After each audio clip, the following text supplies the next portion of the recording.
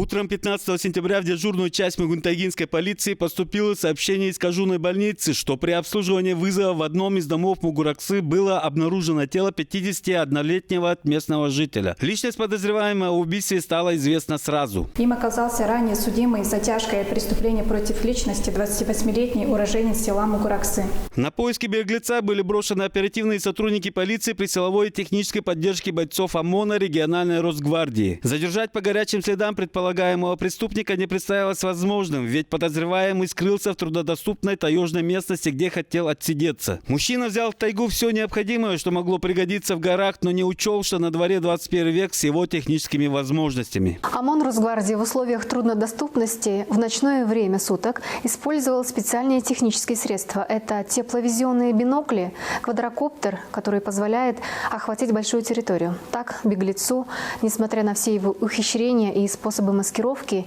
скрыться не удалось. Действия спецназа были максимально точными.